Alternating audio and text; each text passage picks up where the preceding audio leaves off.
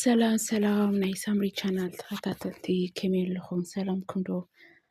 ኣነ ድሓኒ እግዚኣብሔር ይመስገን። ኩልኩም ኣወዳትኩም ኣጓላትኩም ኩልኩም ብሓባራ ኣነ እግዚኣብሔር ይመስገን ፅቡቅ ኣለኹም ማለት እዩ። ንእሽተይ ካብ ሶሻል ሚድያ እውን ጠፊእ ኢለ ኣለኹ ምንም ስለዘይጠዓመኒ ማለት እዩ።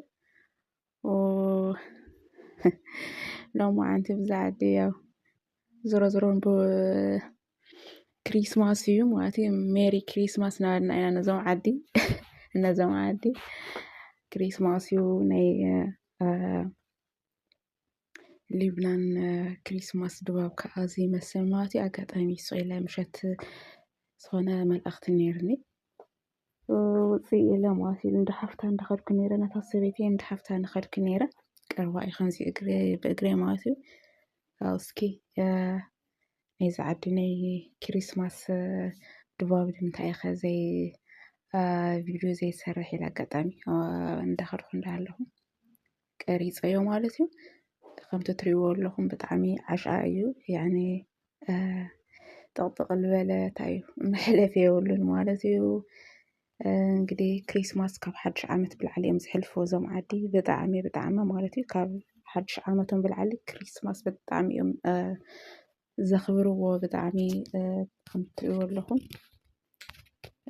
እግረኛ ንባዕሉ የለይን እየ መኪና ጥራሕ እዩ በጭራሽ ክንቀሳቀስ ዘይኽእል እግረኛ ዋላ ከምዚ ክንሓልፍ ከለና ዋላ ንሕናሲ ተጠንቂቕና እዩ ማለት እዩ። ሕዚ ምስቱ ዝገዝእዎ ከዶ ያዕኒ ጊፍት ርእሶም ዘይርዎም እዩ ዘሎ ማለት ክሪስማስ ንዘመድ ዝማዶም ንዝፈትዎ ሰባት ከምኡ እውን በቃ ኣብ ሓወሊኦም ዘሎ ሰብ ያዕኒ ኣብ ዙርይኦም ዘሎ ሰብ ጊፍት ዝህብሉ ሰዓት እዋን ስለ ዝኾነ ሕዚ በዓልካ ዓርስኻ ተጠንቂቕካ ኣይርኢኻን ኣይሰምዖኻን ማለት እዩ። ከምቲ ትሪእዎ ዘለኹም እዩ መኪናታት ተፃቂጡ እዩ ዘሎ ሓደ እግረኛ እውን የለን። ግን ደስ ዝብል እዩ ደስ ዝብል እዩ። ያው ሊብናን ብከምዚ ትሕልፈላ ማለት እዩ ክሪስማሳ ሎማዓንቲ ያው ትማል ምሸት እየ ቀሪፀዮ ከምቲ ዝበልኩኹም እንዳሓፍታ እንዳኸድኩ ነይረ ነታ ሰበይቲ ቀረባ ስለዝኾነ ከምኡ ቀሪፀዮ ግን ሕዚ ክለቆ ሎማዓንቲ እቲ ክሪስማሶም ዕለት 25 ማለት እዩ። ትማል ከዓ ዋዜማ ነይሩ ትማሊ ደስ ዝብል ድባብ ነይሩ ዋላ ቤተክርስትያን ከይዶም ዝፅልይሉ ዝሓድሩ እውን ኣብኡ ዝሓድርሉ እዩ ነይሩ ማለት እዩ። ብጣዕሚ እዩ ደስ ዝብል በቃ ኣብዚ ዓዲ በዓል ከመይ ኣብ ዓድና ዝኾነ በዓላት ክኸውን ከሎ ብጣዕሚ ከም እነኽብሮ ንሳቶም እውን ከምኡ እዮም ንዝኾነ ነገር ንሳቶም ንዝኣመንሉ ነገር ብጣዕሚ እዮም ዘኽብርዎ።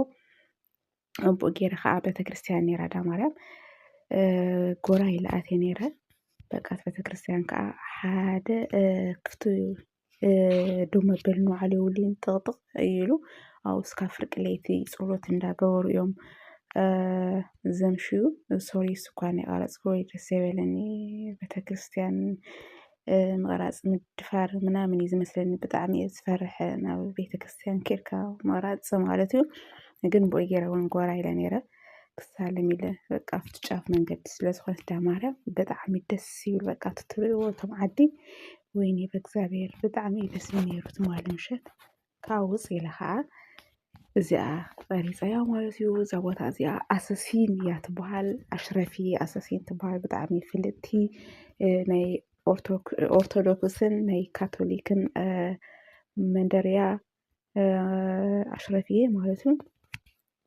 እና እዛ ቦታ እዚኣ ከዓ ኣሰሲን እያ ትበሃል ካብኡ በቃ መስታወሻ ትኸውን ኢለ እየ ቀሪፀያ ማለት እዩ። እቲ ድባብ ግን እዚ ይመስል ብጣዕሚ ደስ ዝብል ድባብ እዩ ዋላ ደስ ኢሉኒ ዋላ ኣነ ግን እናተጠንቀቕካ እያ ትኸወድ ከምቲ ዝብለኩም ዘለኹ ብወጭታት ብእንትንታት ሓሳባትን ብወጭታትን ርእሶም ተዓፃፂ ስለዝኾነ ዓርስኻ ሓሊኻ እያ ትኸውን ማለት እዩ።